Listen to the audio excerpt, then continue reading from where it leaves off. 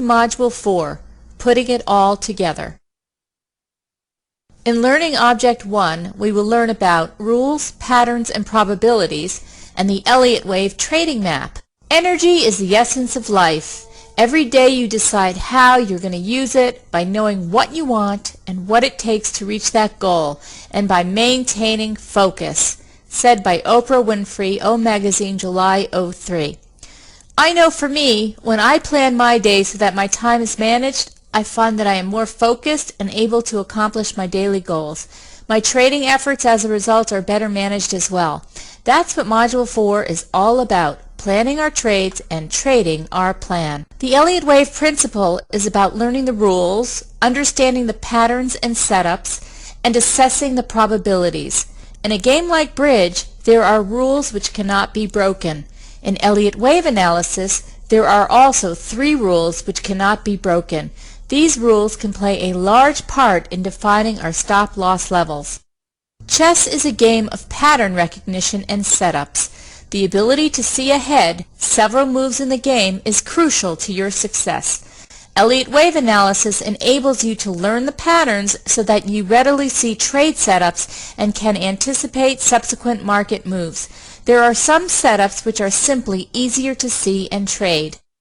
Poker is a game of assessing probabilities of the success of the cards in your hand.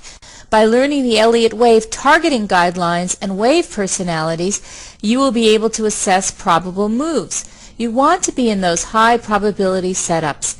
One thing that all 3 games have in common is the need to focus and remain in tune with the game. By the same token, it is important with trading to remain in tune with the market and not lose focus. Don't let that little voice in your head interfere with your game. Plan the trade and trade the plan. It may be obvious to you that the use of the Elliott wave principle is not a mechanical approach to trading foreign exchange, just as bridge is not mechanical and neither are chess or poker. Rather, it is an approach using probabilities while sticking to the rules and learning trade setups. This approach implies forecasting and prediction. While it is probably the most effective forecasting tool available, use it to project high probability targets rather than exact targets. Also, keep an open mind about the moves and always be aware of an alternative wave count. That means be flexible in your approach, stick with your preferred count, but when it goes wrong, your alternative count will kick in. Also, please know that even if your count is off, you can still make money trading the waves. Just know whether you are in a 5-wave impulse move or a 3-wave corrective move. Up until now, we have learned the tools of the trade. We have learned how to use the Elliott wave to see where we are in the wave cycle and where we are potentially going. To master the tools of the trade, however, requires practice.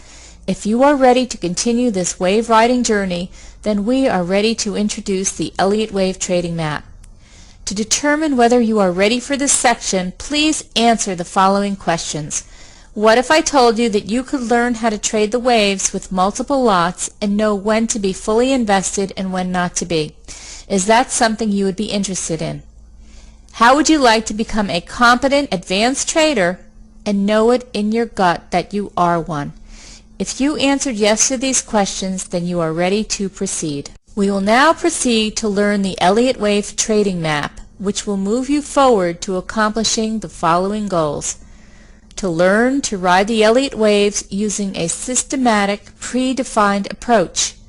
To learn trade management with multiple lots on an Elliott wave sequence with the Elliott wave trading map. This is where we learn to trade in the zone and feel extremely competent in our trading skills. This level is accomplished because as a trader, we have put in the time required for research, planning, analysis, and practice. At this level, we learn to trade multiple lots by being fully invested when the market tells us to be, and the least invested when there are fewer trading opportunities. Here is a review of the naming convention introduced in Module 1. The naming convention that I use is consistent with Elliott's labeling. as he named 9 degrees of waves, which you can see in this chart. There are 9 wave degrees, beginning with grand supercycle, the largest degree, and ending with subminuet waves, the smallest degree that he observed. Each wave degree subdivides into waves in the smaller degree. For example, primary waves subdivide into intermediate waves, which subdivide into minor waves. Robert Prechter, in the Elliot wave principle, took Elliot's wave degrees and standardized a sequence of labels involving numbers and letters. He also added degrees as necessary. The numbers label the impulse waves and the letters label the corrective waves. The impulse waves alternate between Roman numerals and Arabic numerals. Labeling below minor degrees is in small case Roman numerals.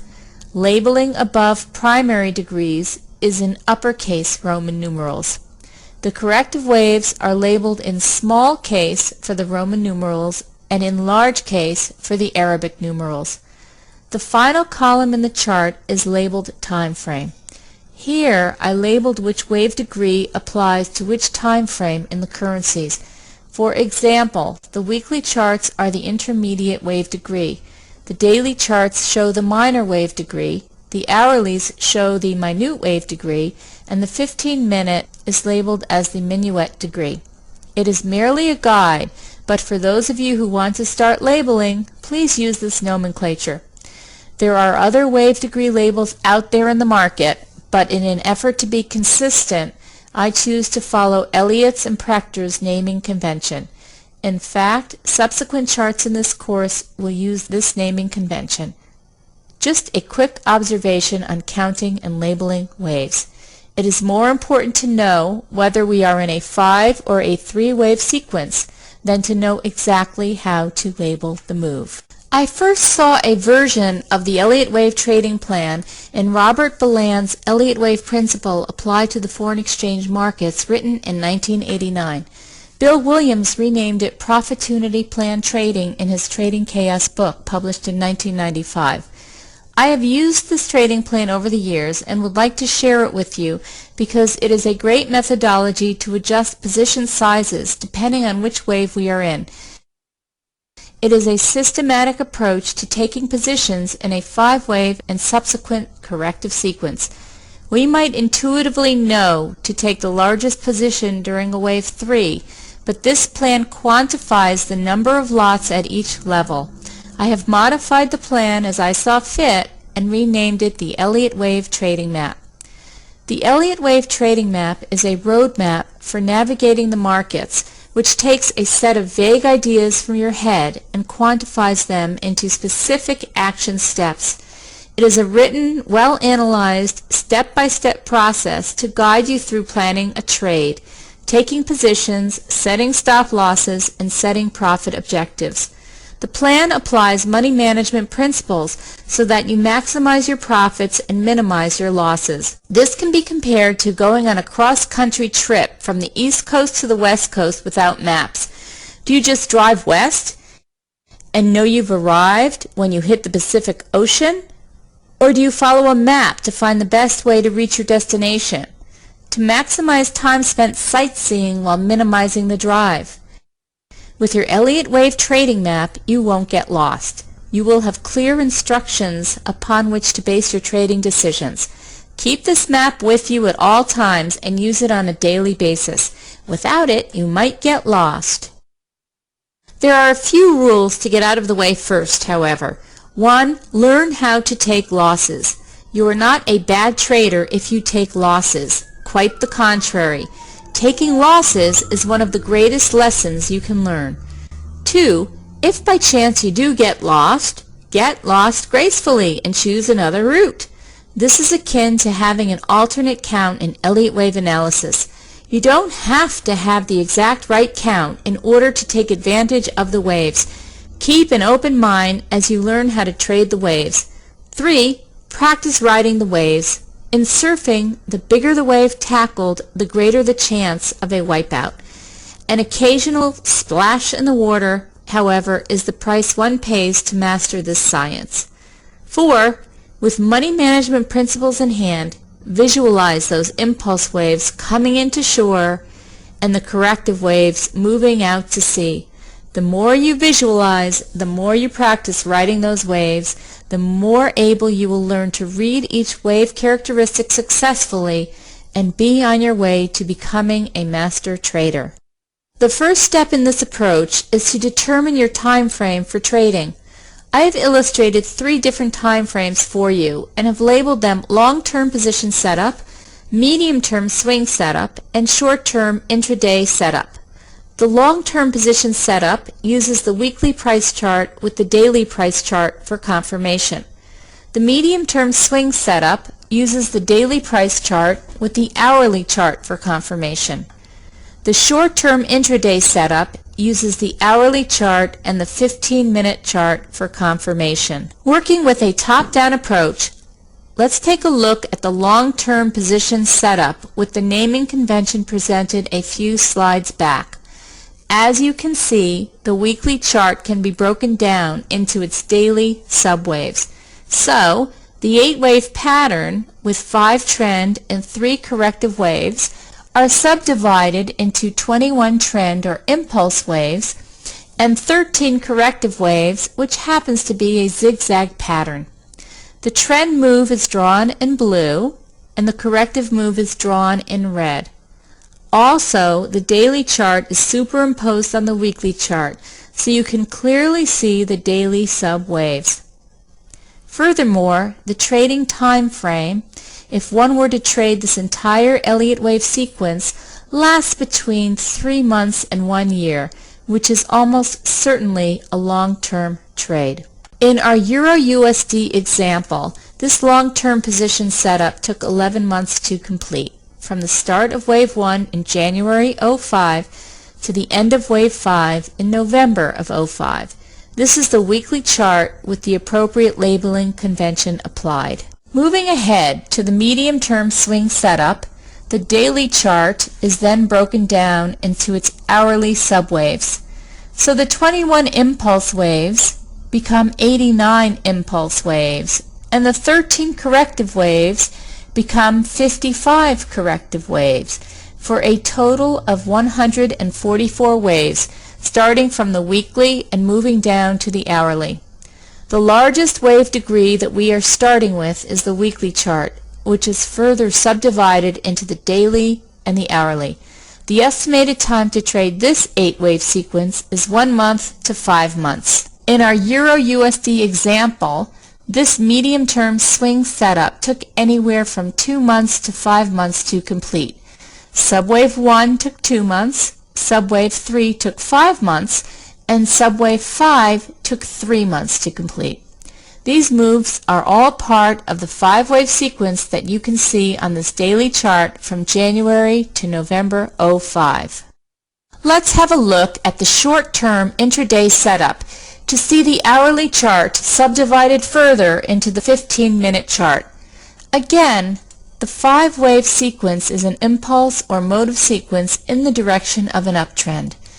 The corrective sequence is a 3-wave zigzag traded against the trend. Notice also point 0 and point T. Point 0 is the starting point for the 5-wave sequence, and point T is the termination point.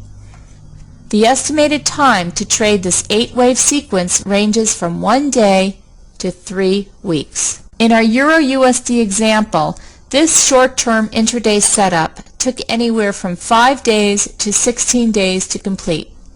Subwave 1 of 5 took 5 days, Subwave 3 of 5 took 16 days, and Subwave 5 of 5 took 13 days. Notice that waves 1 and 5 took 5 to 13 days to complete, both Fibonacci numbers.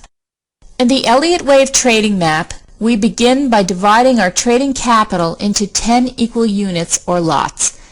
That applies to whatever size account we are trading, super mini, mini, or standard account. We can use this money management system on any time frame. We've already reviewed the short-term intraday setup, the medium-term swing setup, and the long-term position setup. For purposes of this illustration, we will focus on the short-term intraday setup using an hourly chart with trades taken off the 15-minute chart. This methodology remains the same for all time frames. However, the trades will complete in different time horizons. For example, the short-term intraday setup could take as little as 1 day to complete up to 3 weeks. The medium-term swing setup could take between 1 month and 5 months, and the long-term position setup could take between 3 months and a year. These are only guides, by the way.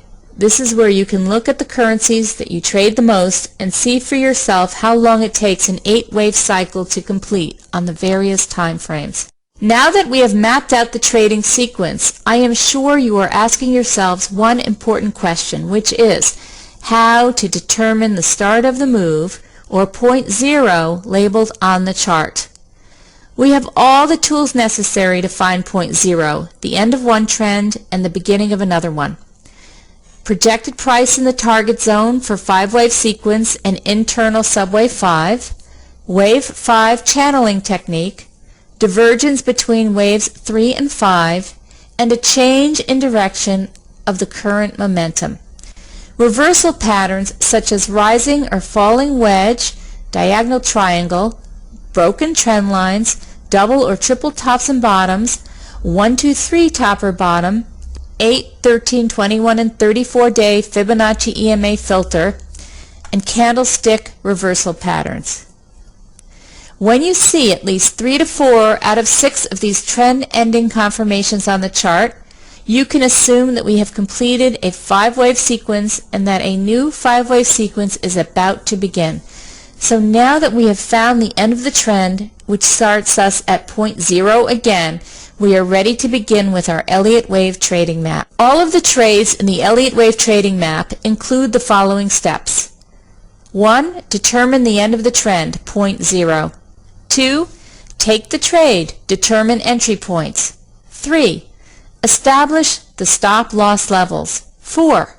Add on to the existing position at certain levels. 5. Take partial profits at target zones. 6. Close the position upon termination of the trade, point T.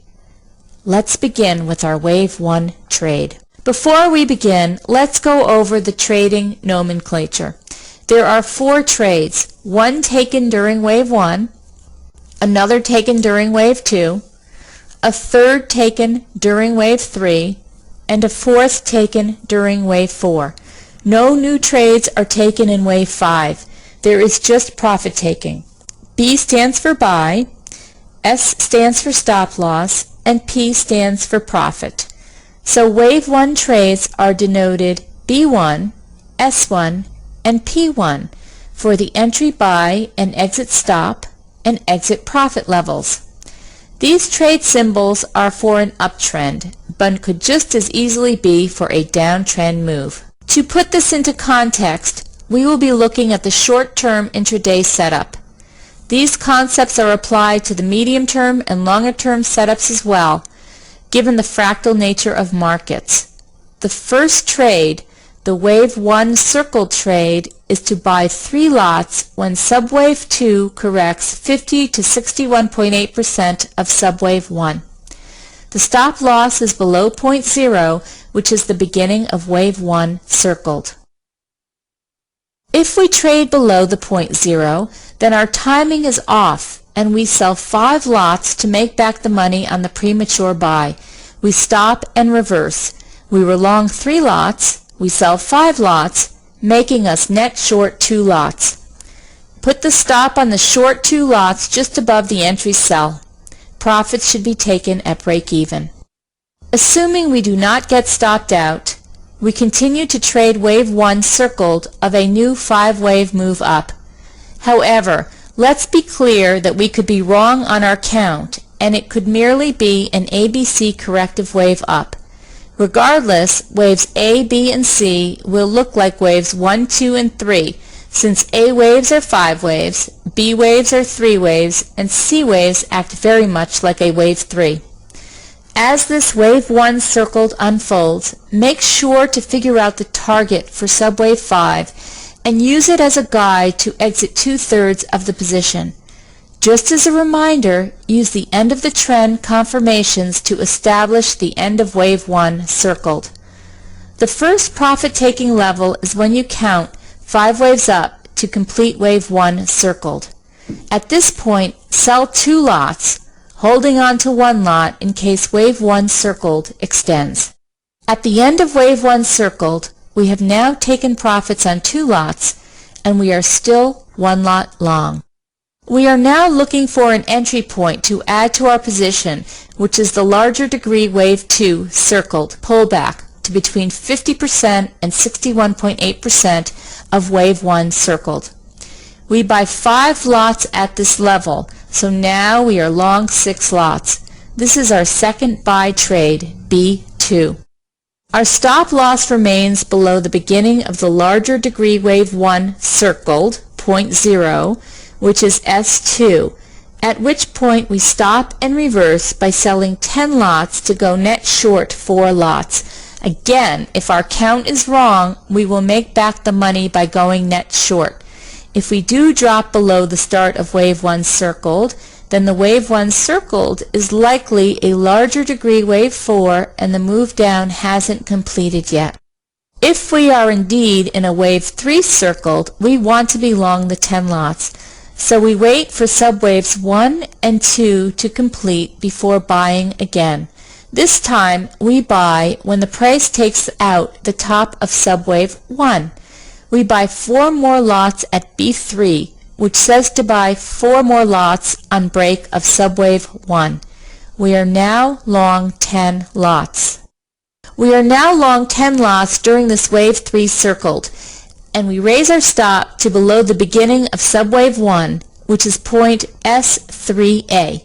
The new stop loss to sell 10 lots if price trades below the start of subwave 1. This is because one of the rules of the Elliott wave principle is that wave 2 cannot go below the start of wave 1. If we get stopped out, we have no position remaining. Once wave 3 circled moves higher and enters a 4th wave consolidation or correction, we place our stop loss below the top of subwave 1 to sell 10 lots.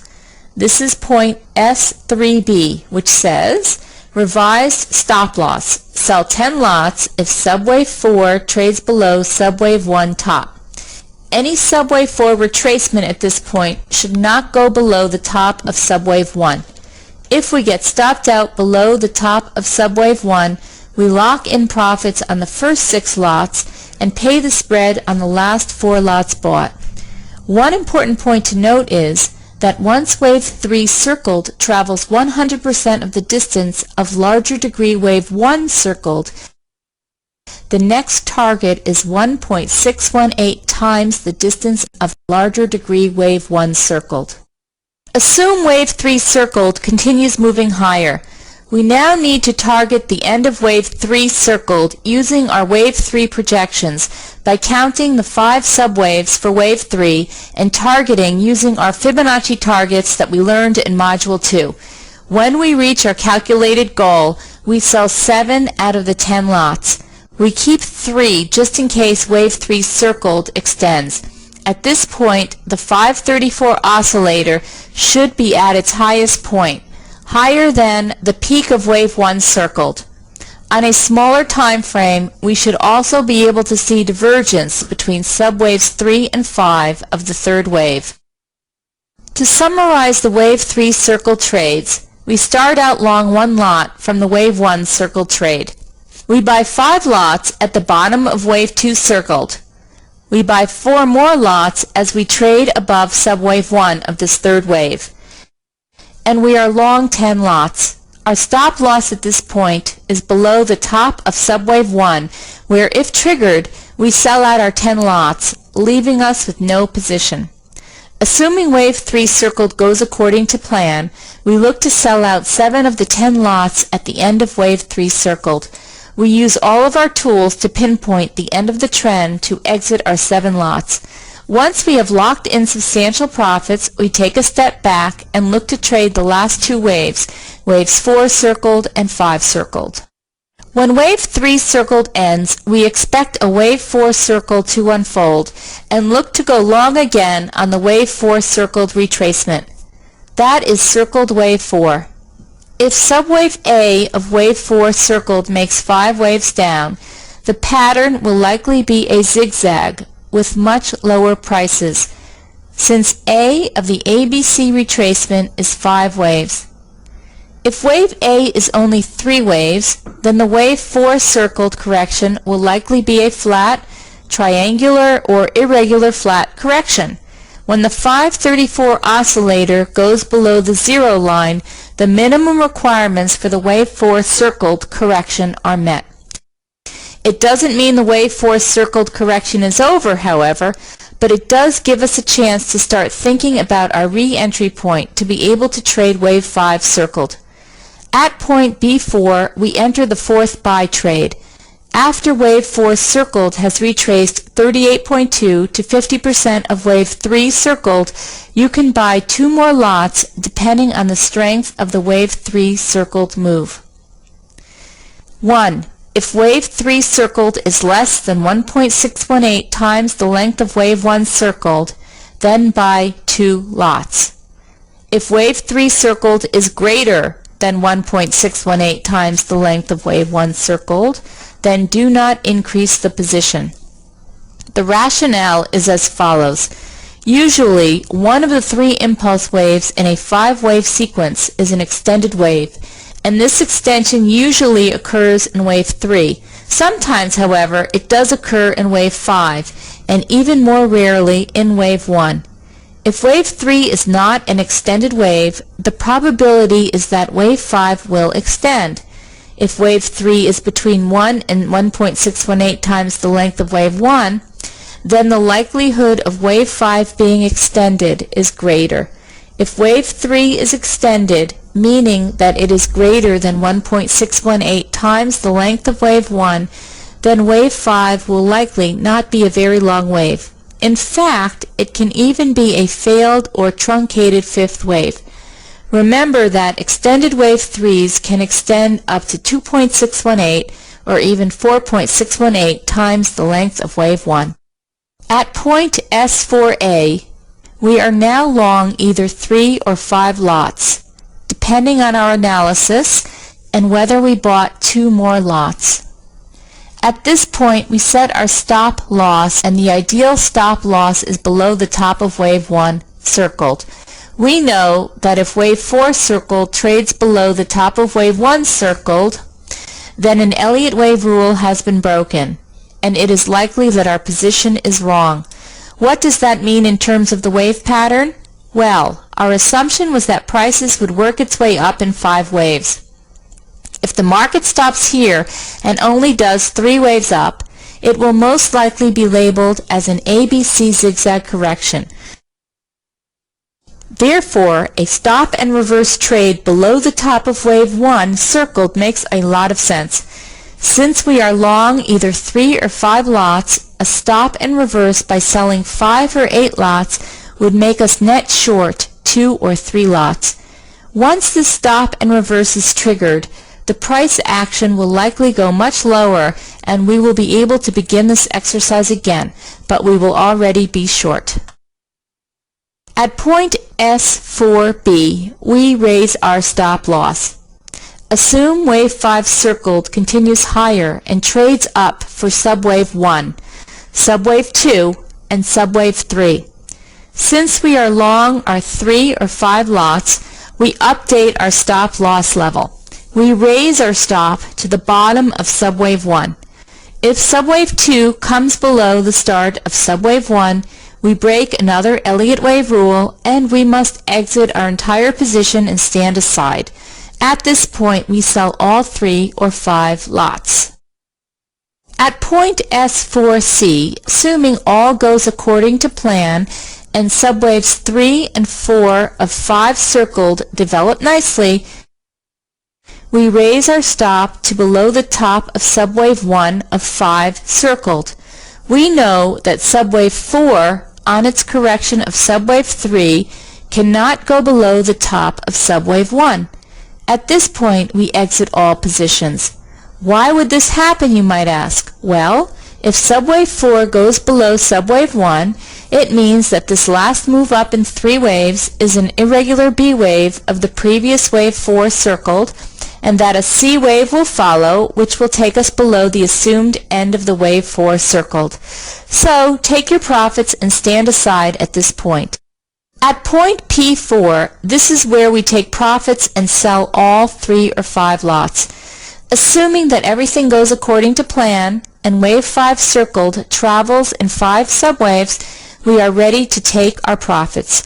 We look for 3 of the 6 confirmations we use to find the end of a trend. We exit all of our positions. We have completed our 5-wave trade to success. At the end of wave 5 circled, we take profits on our remaining 3 or 5 lots. Ideally, the trade is textbook and trades up in 5 waves with its ideal corrective patterns. If not, however, we have amply protected ourselves in the event we were looking for 5 waves, but the market gave us 3 waves instead.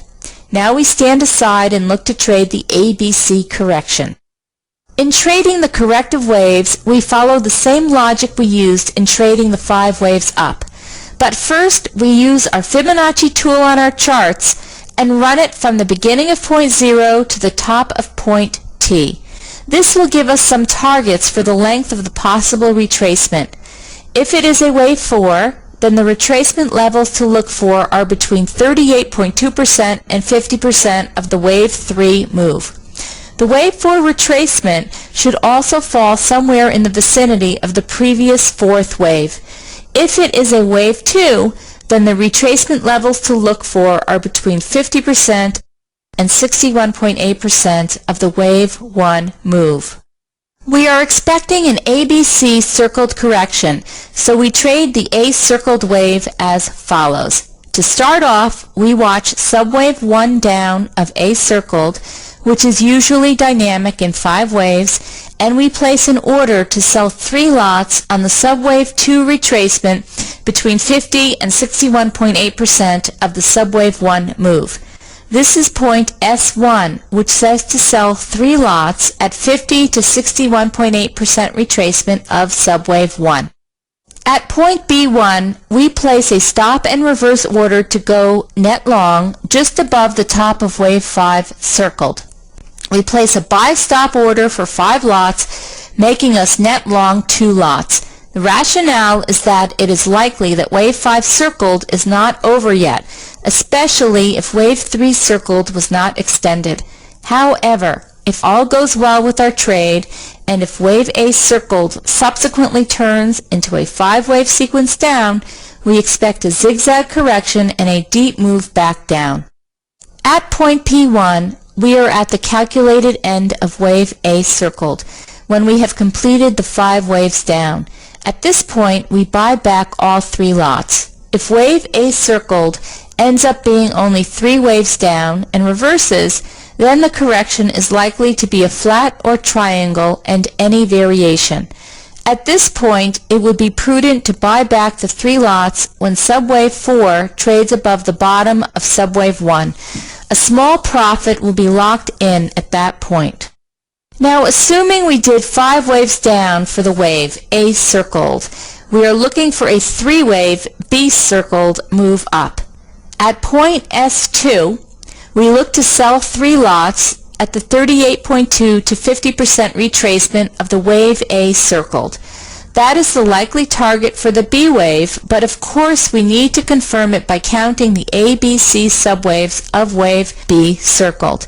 Now we are 3 lots short, looking to profit from that killer wave C circled, which has the same personality as a 3rd wave move. At point B2, we place a stop loss above the 61.8% retracement level of the wave A circled for the 3 lots, because if the price trades above that level, we could be looking at an irregular circled B wave, which could take us above the top of wave 5 circled, or point 2. We then stand aside. A note on corrections is due at this point. Most traders make money trading the impulse waves and lose money on the corrections because there are so many types of corrections, from the simple zigzag to complex flats. We have illustrated this example with a zigzag correction, which is the easiest to trade, while pointing out the consequences if the correction is not a zigzag. However, the market spends a lot of time in corrections, so to be out of the market during corrections means that a trader will be without a position for more than half of the time. The times when corrections can be most profitable are when they are ABC zigzags and you trade the C wave. A wave 2 zigzag is potentially very profitable as well, because one can expect the wave 2 to correct between 50 and 61.8% of the wave 1 move.